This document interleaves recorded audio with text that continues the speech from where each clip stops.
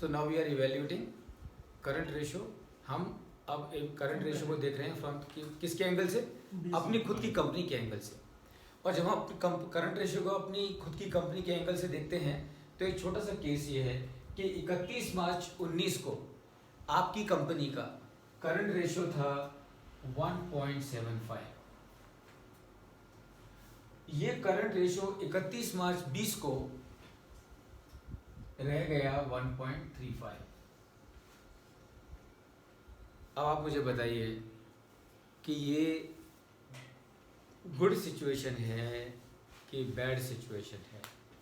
यानी कि आपकी कंपनी का करंट रेशो जो कि एक साल पहले 1.75 था वो घट के 1.45 रह गया है, 1.35 रह गया है। तो कंपनी में लिक्विडिटी कम हो गई है। अच्छा, एक चीज़ और बता दूं, आपकी कंपनी प्रॉफिट बना रही है, उसका कोई प्रॉब्लम नहीं है। मतलब आपकी कंपनी के ऑपरेशंस प्रॉफिटेबल हैं और आपकी कंपनी आपके सप्लायर्स को और गवर्नमेंट ड्यूज को बराबर टाइम से पे कर रही है, कोई दिक्कत नहीं है। Absolutely no. गुड सिचुएशन भी हो सकती तो है। ये अब नहीं हो सकती है ये गुड सिचुएशन है कि नहीं है, और है तो क्यों है, और नहीं है तो क्यों नहीं है। Sir, if I take a argument in that saying, it is a good situation. It is a good situation. If they may have converted current asset into the non-current assets, They then may this can also be reduced. Okay, okay. So अगर वो long term invest कर देते हैं, हाँ। तो भी ये CR ratio जो 1.75 से 1.35 आ सकता है. Okay. So in that it is a good situation. और अगर कन्वर्ट नहीं किया तो कन्वर्ट नहीं किया तो लिक्विडिटी कम होगी सिस्टम में, तो it's bad situation. You don't know, the trend is negative in that case. the trend is negative. Okay.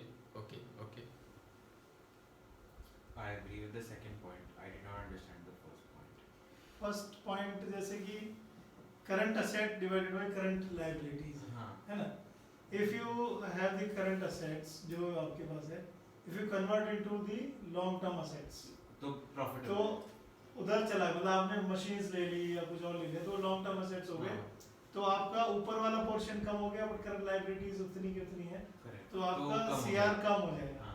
तो इसका मतलब आप एक्सपेंशन में चले गए हो तो आपकी लिक्विडिटी कम हो गई है. Correct. So it's a good situation. But आप पे सब कर रहे हो, ड्यू कर रहे हो, कोई दिक्कत नहीं है. Company is running fine, you are with the less liquidity आप चला रहे हो. So this can be a good situation also in that respect. Okay. Amol, good situation. Amit, but trend is negative. थोड़ा कंफ्यूजन है. ओके, देखो ये गुड सिचुएशन है. Generally लोग क्या सोचते हैं, और करंट रेशियो 1.75 से घट के 1.35 पे आ गया, it's a bad situation. It is a good situation. अब समझ के लीजिए क्यों गुड सिचुएशन है. अगर करंट रेशियो मेरी कंपनी का जो पहले 1.75 था, अगर वो घट के 1.35 हो गया, इसका मतलब क्या है? इसका मतलब मेरी इन्वेंट्रीज कम हो गई, इसका मतलब मेरे रिसीवेबल्स कम हो गए. तो अगर मेरी इन्वेंट्री कम हो रही है, गुड साइन और बैड साइन? Good sign. अगर मेरे रिसीवेबल्स कम हो रहे हैं, गुड साइन और बैड साइन? Good sign. और इसका ये भी मतलब हो सकता है कि मेरे पेबल्स बढ़ गए. एंड रिमेंबर पेबल्स बढ़ गए, इसका मतलब क्या है? मैंने आपको बोला कि कंपनी प्रॉफिट कमा रही है और कंपनी सारे सप्लायर्स को टाइम से पे कर रही है. अगर फिर भी पेबल्स बढ़ गए, इसका मतलब क्या है? कंपनी ने सप्लायर्स को बोला कि आप हमको ज़्यादा क्रेडिट पीरियड दो, हम आपको टाइम से पे करेंगे, और कंपनी टाइम से पे कर रही है. तो इसका मतलब क्या हुआ? इसका मतलब ये हुआ कि ये company by choice, by design, liquidity कम कर, बाय एफर्ट्स लिक्विडिटी कम कर रही है. लिक्विडिटी कम नहीं कर रही है, इस कंपनी की जितनी लिक्विडिटी चाहिए उतनी है. हाँ उतनी है. क्योंकि देखो क्या है, फैट कम कर रही है. फैट कम कर रही है. I think that is the right word. Fat कम कर रही है. और देखो बहुत सिंपल सी बात है कि अगर मैं कम इन्वेंट्री के बेसिस पे मेरे बिजनेस ऑपरेशंस को रन कर सकता हूँ, तो मुझे ज़्यादा इन्वेंट्री क्यों रखना चाहिए? अगर मैं कम रिसीवेबल से मेरे बिजनेस को चला सकता हूँ, तो मुझे ज़्यादा रिसीवेबल्स क्यों चाहिए? अगर मैं कम कैश एंड बैंक बैलेंस से रख के मेरा काम चला सकता हूँ, तो मुझे ज़्यादा बैंक बैलेंस क्यों रखना चाहिए? Isn't it? So it is in my own interest कि मेरा जो करंट रेशो है वो कम होना चाहिए, बाय डिज़ाइन, बाय चॉइस कम होना चाहिए. क्यों कम होना चाहिए? जितना मैं उसको कम करूँगा उतनी मेरी कैपिटल, वर्किंग कैपिटल में 1 से माइनस नहीं होना चाहिए। 1 से माइनस हो गया तो भी परवाह नहीं, मतलब 1 से अगर 0.9 आ गया, 0.8, परवाह नहीं। अगर आपका सीक्रेट ओपन हो गया तो फिर अगर सब मांगने आ गए तो फिर नहीं परवाह नहीं, बिकॉज अब देखो टाटा मोटर्स का एग्जांपल ले लो आप। आज की तारीख में क्या हो रहा है, टाटा मोटर्स सारे गाड़ियाँ एडवांस में पेमेंट दे रही हैं। इसका मतलब रिसीवर्स नेगेटिव हो गए आपके। आई यू विद मी नीरज, क्या कह रहा हूँ मैं? yes, यानी कि कस्टमर से आपको पैसा लेना नहीं है, बल्कि कस्टमर को आपको पैसा देना है। तो आपकी नेगेटिव वर्किंग कैपिटल हो गई। नेगेटिव वर्किंग कैपिटल का मतलब क्या है, यानी कि आपकी करंट एसेट्स आपकी करंट लायबिलिटी से कम हो गई। So much better. And why so much better?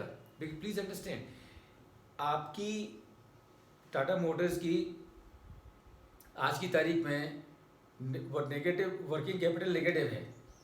Stock market में देखो क्या धूम हो रही है, स्टॉक मार्केट में क्या। सो लिक्विडिटी जो चीज़ है ना, जरा समझ के लीजिए, खुद के लिए कम होना चाहिए, कस्टमर के लिए ज़्यादा होनी चाहिए। और खुद के लिए कम करके लो, बाय डिज़ाइन डिसाइड करके लो।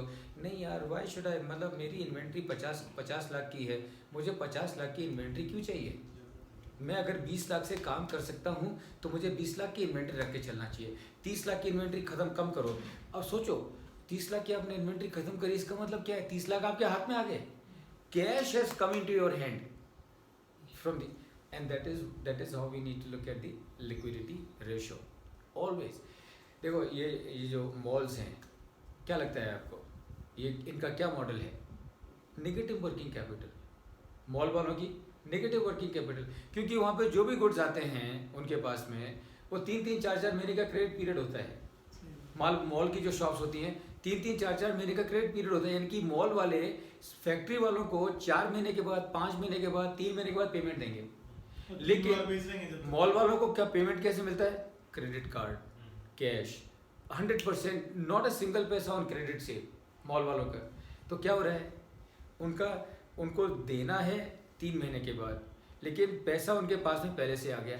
यानी कि जो माल आपने उधारी में खरीदा है उसके अगेंस्ट में भी आपके पास में कैश आ गया। समझ रहे हैं क्या कह रहा हूँ? मेडिकल शॉप भी ऐसे ही है, मेडिकल शॉप का भी ऐसा ही होगा, करेक्ट। सो अब देखो, आप सोचो कि आप मतलब कितना बढ़िया आपका मॉडल है कि आपके हाथ में कैश है विदाउट रियली, इस सब अपनी कैपिटल फंसाने के बजाय आप दूसरा की यूज। एंड ये फंडामेंटल प्रिंसिपल है बिजनेस का, ये अटेम्प्ट करना चाहिए। सारी सिचुएशन में ऐसा होगा मैं ये नहीं कहता हूँ, पर जहाँ हो सकता है वहाँ करना चाहिए। See I will give you an example. I was in Piaggio, मैं पियाजो में था, मैं फ्रॉम द ईयर 1998 टिल 2004, 6 साल से भी थोड़ा ज़्यादा। और जब पियाजो हमने सेट करी थी, हमने क्या किया था, ये पियाजो को हमने टेक ओवर किया। मतलब पियाजो का जो प्लांट था बारामती में, प्लांट था ग्रीव्स का, और ग्रीव्स बनाते थे वहाँ पर गरुड़ा 3 व्हीलर।